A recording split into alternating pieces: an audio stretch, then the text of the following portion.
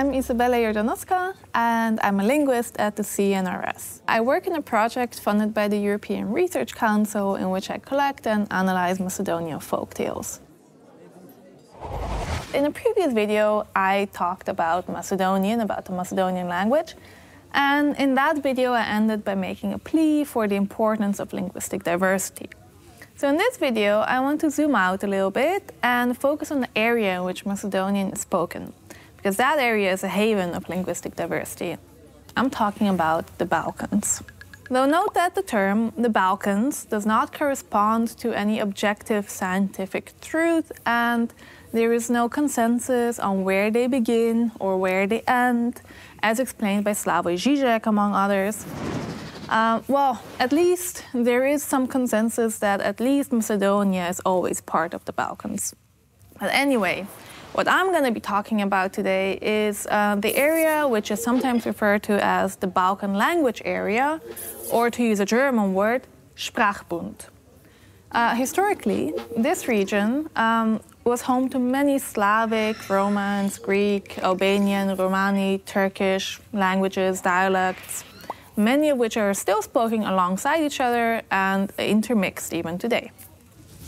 And this area usually encompasses regions that currently fall under Romania, Turkey, Bulgaria, Greece, Albania, Kosovo, the south of Serbia, and in the middle of it all, North Macedonia, the ultimate hodgepodge hotspot, which is probably why the word Macedon is also used to refer to a salad with many different fruits or vegetables mixed with each other.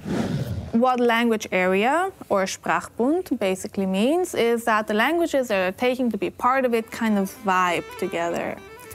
They don't necessarily belong to the same family, but they do start behaving in a similar way. For example, by borrowing a lot of words from each other or copying each other's grammatical strategies.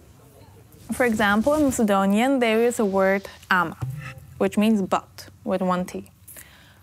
We find the same word in Turkish. This does not mean, however, that Macedonian and Turkish are related. Ultimately, the word ama comes from Arabic and was borrowed into Macedonian through Turkish, and we even find the same word ama in Hausa, which is a language spoken in Nigeria and Niger, where people also have had contact with Arabs. So this word walked into these languages through contact.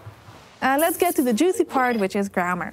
So one noticeable thing about the grammar in which the Balkan languages really set themselves apart from other European languages is the marking of evidentiality on verbs. Okay, that's linguistic jargon, and the exact definition of evidentiality is complex. But broadly speaking, it refers to the evidence that a speaker has for making a certain claim.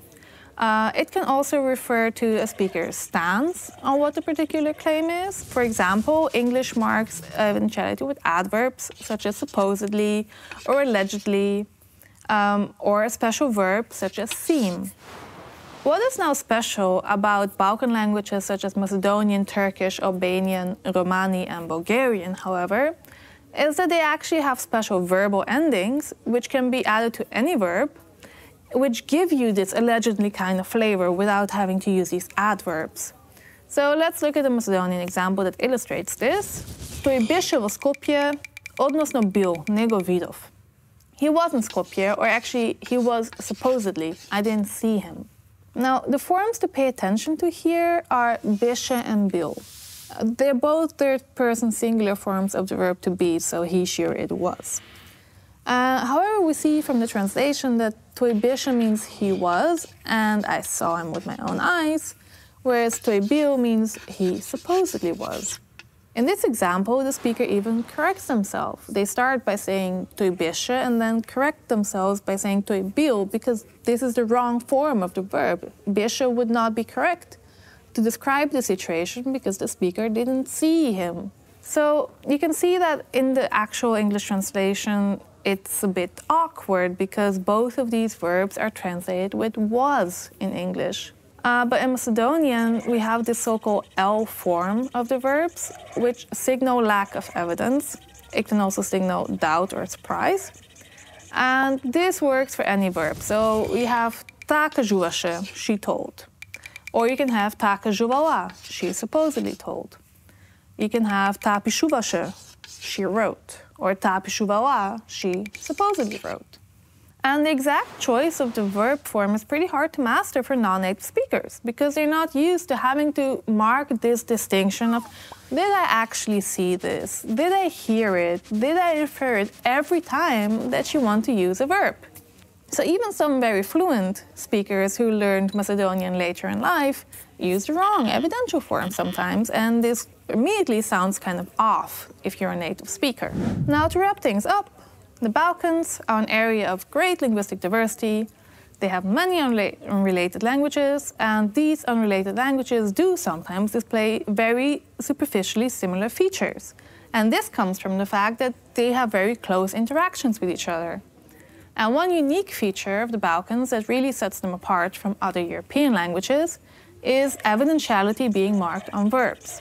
This means that we can end up in a situation in which two different verbs in Macedonian need to be translated by the same verb in English. And you should keep that in mind if you really think that the future of human languages is just Google Translate.